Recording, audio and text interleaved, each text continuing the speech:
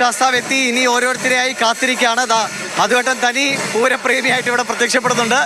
ഒപ്പം നാട്ടുകാരും ഉണ്ട് അല്ലേ മധുവേട്ട? തുടങ്ങിക്കോ.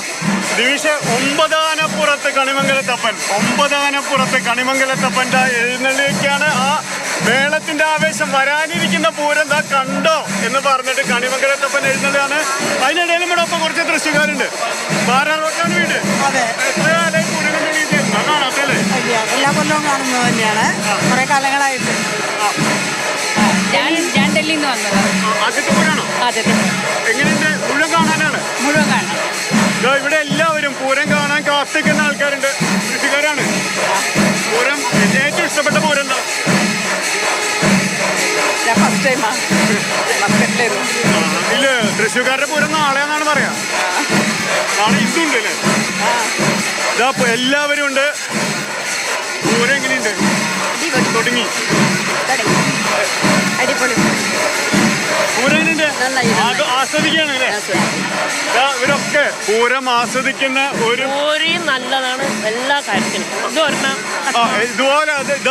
ഇതുപോലെയുള്ള പൂരത്തിന്റെ പൂരാണ് ഇവിടെ. ഗംഭീര പൂരം. അതിനൊക്കെ അപ്പുറത്ത് ഞാൻ നേരത്തെ പറഞ്ഞ പോലെ 9 ആനപ്പുറത്ത് കണിമംഗലത്തപ്പൻ എഴുന്നള്ളുന്നു. ഇനി ഘടകപൂരങ്ങൾ ഓരോന്നായി. ഇനി 2 ശാസ്താക്കന്മാരും 6 ഭഗവതിമാരും വരികയാണ്. അങ്ങനെയാണ് 8 പൂരങ്ങള്.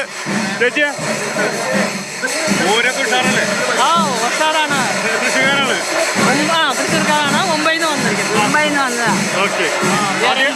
പൂരം നല്ല രസമായിട്ടുണ്ട്. എൻജോയ് ചെയ്യാൻ തീരുമാനിച്ചു. അപ്പൊ ഓരോ സെക്കൻഡും പൂരം ആസ്വദിക്കണം എന്ന് കരുതി തന്നെ നിറഞ്ഞു നിൽക്കുന്ന ആൾക്കാരാണ്. ശ്രീധര, പൂരത്തിന്റെ ആഘോഷം ഓരോ സെക്കൻഡും ആസ്വദിക്കാൻ വേണ്ടിയിട്ട് വന്നിക്കുന്ന ആൾക്കാരാണ്. അതിനിടയിൽ അവിടെ മേളം പിടിക്കുന്ന ആൾക്കാരുണ്ട്. തീർച്ചയായിട്ടും ഈ മേളത്തിന്റെ ഒപ്പം ആളുകൾ ആവേശം കൊള്ളുന്ന ഒരു കാഴ്ച. എങ്ങനെയുണ്ട് മേളം? എങ്ങനെയുണ്ട്? പൂരം എങ്ങനെയുണ്ട്? വൈബായോ? തകർക്കല്ലേ ഞങ്ങള്. എവിടുന്ന് പറഞ്ഞേ? ഞങ്ങൾ ഇവിടെ തന്നെ, വെസ്റ്റ് ഫോർട്ട്, തൃശ്ശൂർ തന്നെ. എല്ലാ കൊല്ലം വരാറുണ്ട്?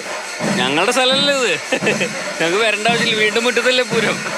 എങ്ങനെയുണ്ട്? പൊതുവിൽ ഒരു പൊളി വൈബാണോ? ഇന്ന് കുറച്ചും കൂടി കമ്പാരിറ്റീവ്ലി തിരക്ക് കൂടുതലാണ്.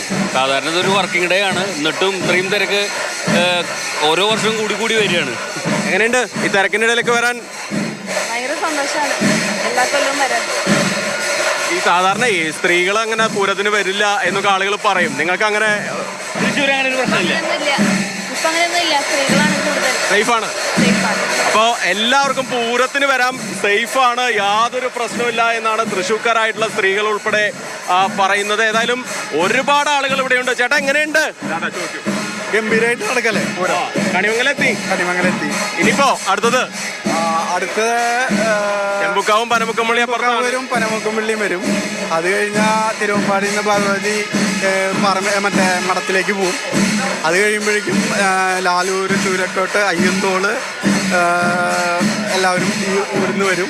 എല്ലാ പൂരത്തിനു വേണ്ടിയുള്ള കാത്തിരിപ്പാണ്. എല്ലാ പൂരത്തിനു വേണ്ടിയുള്ള കാത്തിരിപ്പാണ്. ഏതാ ഏറ്റവും ഇഷ്ടപ്പെട്ട ഐറ്റം? എനിക്ക് രാത്രി പഞ്ചവാദ്യാണ്. രാത്രി പഞ്ചവാദ്യാണ്. നമ്മുടെ ആളാ. പഞ്ചവാദ്യാണ് ഏറ്റവും ഇഷ്ടം.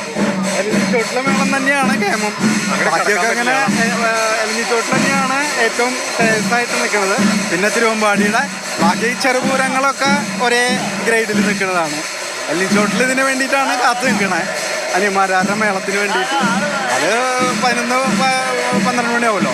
രാവിലെ പോന്നോ? രാവിലെ പോകുന്ന 7 മണിക്ക്. എവിടെന്നാ പറഞ്ഞ? ഏത് ദേശത്താ? ഞങ്ങൾ ഇവിടെ എടക്കൊന്നി. അതെ, പോലീസുകാരോട് വല്ലാണ്ട് ജനങ്ങളെ ദ്രോഹിക്കാണ്ട് ഈ പരിപാടി നടത്താൻ പറയും.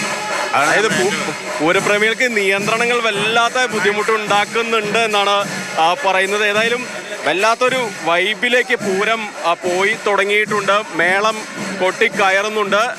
കണിമംഗലം ശാസ്താവിൻ്റെ പൂരം ഇവിടേക്ക് എത്തി ശ്രീമൂലസ്ഥാനത്ത് കൊട്ടിക്കയറുന്ന ഒരു അവസ്ഥയാണ്. ഏതായാലും തൊട്ടു പിന്നാലെ എനിക്ക് കാണാം MG റോഡിൽ നിന്ന് ഇപ്പോൾ ഭഗവതിമാരുടെ എഴുന്നള്ളത്ത് തുടങ്ങിയിട്ട്.